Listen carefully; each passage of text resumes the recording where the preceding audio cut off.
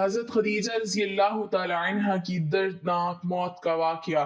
وفات سے کچھ دیر پہلے حضرت خدیجہ رضی اللہ تعالی عنہا اپنے ہوش و حواس سے عاری ہو چکی تھیں۔ حضرت فاطمہ نے جب اپنی والدہ کی کیفیت دیکھی تو زور زور سے رونے لگیں کہ آپ صلی اللہ علیہ وسلم بھی پریشانی کا شکار ہو گئے۔ پھر اچانک حضرت خدیجہ رضی اللہ تعالی عنہا دوبارہ واپس زندہ ہو گئیں اور اٹھ کر کہنے لگے کہ بسم اللہ الرحمن الرحیم۔ حضرت خدیجہ رضی اللہ تعالی عنہا کو رسول خدا صلی اللہ علیہ وسلم کی شادی کے بعد کئی مراحل سے گزرنا پڑا، لیکن آپ صلی اللہ علیہ وسلم نے کبھی تھکاوٹ محسوس نہیں کی، بلکہ ہر پیش آنے والے مسائل کو شرافت و سعادت کا باعث سمجھتی تھیں۔ خدیجہ ایک جزیرۃ العرب کی مالدار عورت تھیں، لیکن ان کو دولت کی محبت نہیں تھی بلکہ معنویت کو کسب کرنے کا ہدف تھا۔ انہوں نے شادی کے موقع پر فرمایا، میں اور میرا مال آپ صلی اللہ علیہ وسلم کی خدمت میں حاضر ہیں، میری تمام چیزیں آپ کے اختیار میں ہیں، تم میرے مال کو جہاں چاہو خرچ کر سکتے ہو۔ رسول خدا صلی اللہ علیہ وسلم نے خدیجہ کے مال کو اسلام کی راہ میں خرچ کر دیا۔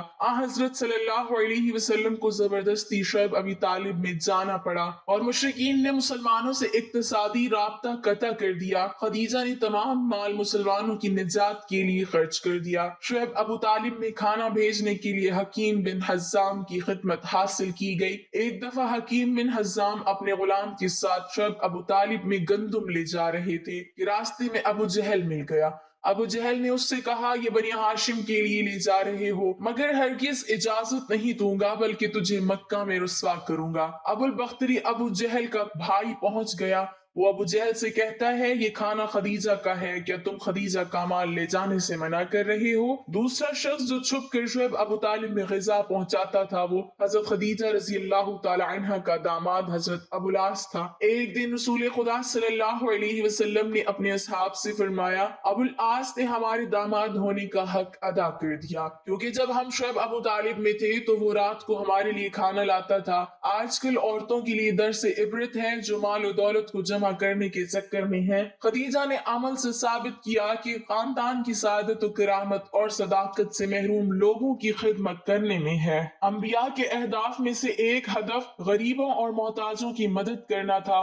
جب رسول خدا صلی اللہ علیہ وسلم نے دعوت اسلام دی تو یہی مظلوم اور فقیر افراد نے آپ کی دعوت کو جلدی قبول کیا۔ بس خدیجہ اپنی زندگی میں یہ جملہ فرماتی تھی، اے لوگو گواہ رہو، میں اور میرا مال محمد صلی اللہ علیہ وسلم کا ہے۔ جس نے اپنا پورا مال محمد صلی اللہ علیہ وسلم کی خدمت میں حاصل کر دیا اور حضرت صلی اللہ علیہ وسلم نے بھی یہ مال فقراء اور اسلام کی راہ میں خرچ کر دیا۔ لہٰذا حضرت صلی اللہ علیہ وسلم وصیت کے پہلے سالوں میں یہ فرمایا کرتے تھے، خدیجہ کے مال سے بڑھ کر مجھے کسی اور مال میں نفع نہیں ہوا۔ آسمہ بنت امیس خدیجہ کی آخری عمر کے لحظات میں ان کے ساتھ تھی۔ وہ کہتی ہیں، خدیجہ رو رہی تھی اور میں نے عرض کیا، اے خدیجہ کیوں رو رہی ہو؟ تم نبی صلی اللہ علیہ وسلم کی بیوی اور بہترین عورتوں میں سے ہو، تجھے جنت کی بشارت دی گئی ہے۔ خدیجہ نے فرمایا، اے آسمہ، میں اپنی بیٹی زہرا کے لیے رو رہی ہوں، کیونکہ میری بیٹی زہرا کو شادی کی رات ماں کی ضرورت ہوگی، میری بیٹی فاطمہ کی ماں اس وقت نہیں ہوگی۔ آسمہ نے خدیجہ سے عہد کیا کہ اس رات میں فاطمہ کے ساتھ ہوں گی۔ امام جعفر صادق نے فرمایا کہ رسول خدا صلی اللہ علیہ وسلم خدیجہ کو دفن کرنے کے بعد گھر تشریف لے آئے۔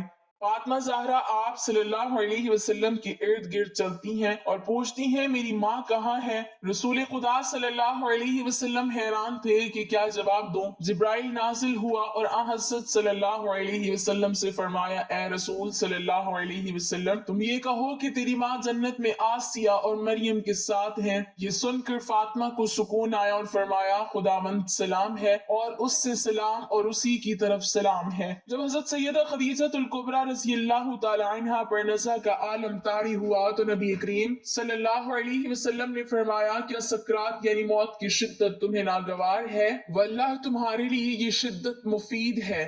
ہاں، جب تم جنت میں اپنی سوتنوں کے پاس پہنچو تو انہیں میرا سلام کہنا۔ حضرت مریم بنت عمران، حضرت آسیہ بنت مزاحم اور حضرت ام کلثوم ہمشیرہ حضرت موسیٰ علیہ السلام کو میرا سلام پہنچانا۔ وہ بولی، بہت اچھا، आपका सलाम पहुंचाया जाएगा।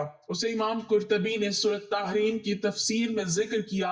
आराइसुल बयान में हजरत मूसा अलैहिस्सलाम की हमशीरा का नाम मरियम मरकूम है और आपकी वालदा का नाम लोहा बिनते बान बिन लादा बिन याकूब अलैहिस्सलाम है। हजरत खदीजतुल कुबरा रज़ियल्लाहु तआला अन्हा के विसाल के बाद खातून जन्नत सैयदा फातिमातुज़ ज़हरा रज़ियल्लाहु तआला अन्हा अमूमन मगमूम रहती थी। एक दिन नबी करीम सल्लल्लाहु अलैहि वसल्लम की खिदमत में आप रज़ियल्लाहु तआला अन्हा ने अर्ज किया, अब्बा जान, मुझे खाने पीने में उस वक्त तक कोई फायदा नहीं होगा जब तक आप सल्लल्लाहु अलैहि वसल्लम हज़रत जिब्राइल अलैहिस्सलाम के जरिए मुझे मेरी वालदा माजिदा हज़रत खदीजतुल कुबरा रज़ियल्लाहु तआला अन्हा की बरज़ुकी कैफियत को वाज़ेह नहीं फरमाते। चुनांचे नबी करीम सल्लल्लाहु अलैहि वसल्लम ने हज़रत जिब्राइल अलैहिस्सलाम से अहवाल मालूम किए तो हज़रत जिब्राइल अलैहिस्सलाम ने कहा, हज़रत खदीजतुल कुबरा रज़ियल्लाहु तआला अन्हा हज़रत सैयदा सारा और हज़रत सैयदा मरियम के दरमियान बड़ी अज़मत व बरतरी के साथ जलवा अफरोज हैं। हज़रत उम्मुल मोमिनीन आयशा सिद्दीक़ा रज़ियल्लाहु तआला अन्हा फरमाती हैं, नबी करीम सल्लल्लाहु अलैहि वसल्लम हज़रत उम्मुल मोमिनीन खदीजतुल कुबरा रज़ियल्लाहु तआला अन्हा का बकसरत तज़किरा फरमाया करते थे और उनके मदारिस की तरक्की के लिए दुआएं फरमाया करते। एक दिन हज़रत खदीजतुल कुबरा रज़ियल्लाहु तआला अन्हा का जिक्र फरमा रहे थे तो मैंने अर्ज किया,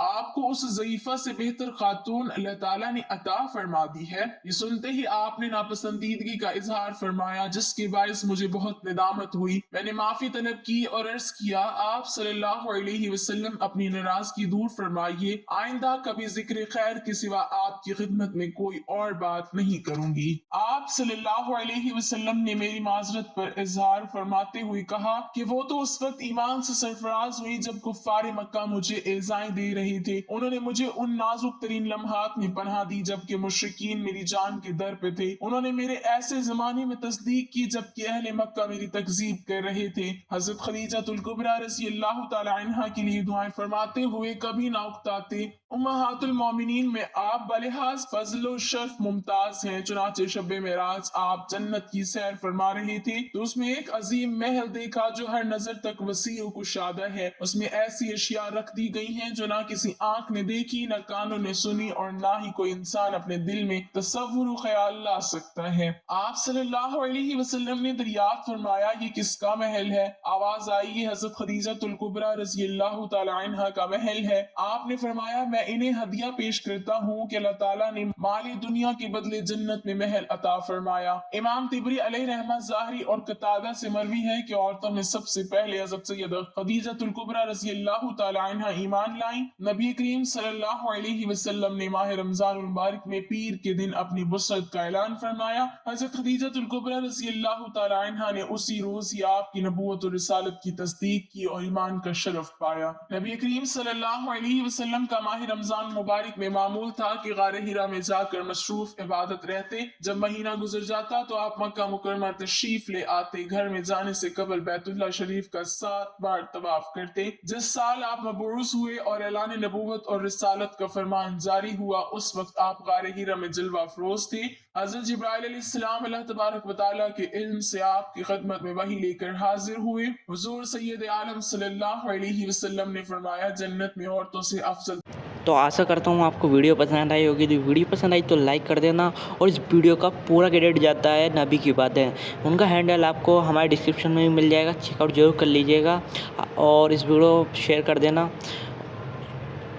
मिलता हूँ एक और नेक्स्ट वीडियो में, तब तक के लिए बाय।